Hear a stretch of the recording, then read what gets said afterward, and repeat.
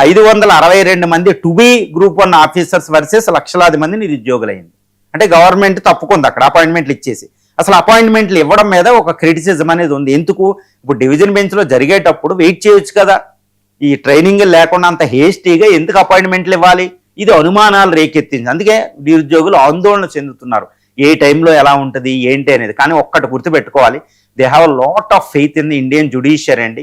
భారత రాజ్యాంగం మాత్రం తప్పకుండా న్యాయం చేస్తుందనే ఒక అద్భుతమైనగా చాలా హోప్ఫుల్గా వాళ్ళు రూపాయలు పోగు చేసి ఒక ధనికమైన టీజీపీఎస్సీ అక్కడ ప్యానల్ ఆఫ్ లాయర్స్ని పెట్టి చాలా సీనియర్ మోస్ట్ లాయర్స్ని పెట్టి వాళ్ళు వెళ్తే ఈ పేద విద్యార్థులు నిరుద్యోగులు తెలంగాణలో అందరూ కూడా రూపాయి పోగు చేసుకుని ఒక మంచి లాయర్స్ని పెట్టుకుని అడ్వకేట్లు పెట్టుకుని వాళ్ళు వాదిస్తున్నారు. అంటే రిచ్ వర్సెస్ పూర్ అయిపోయింది. దారుణంగా ఉంది. కానీ ఈ కోర్టులో ఇందులో మాత్రం గ్రూప్ 1 అభ్యర్థులకు నిరుద్యోగులకి తప్పకుండా న్యాయం జరగాలని అందరూ ఎదురు చూస్తున్నారని లక్షలాది మంది నిరుద్యోగుల కళ్ళల్లో ఒత్తులెట్టుకుని వాళ్ళ తల్లిదండ్రులు ఎదురు చూస్తున్నారు. ఇది ట్రాన్స్పరెంట్గా జుడిషియరీ మీద అందరూ ఉన్నారు. జుడిషియరీ నమ్మకంతోనే నిజంగా వాళ్ళు పోరాటం చేస్తున్నారని చెప్పొచ్చు.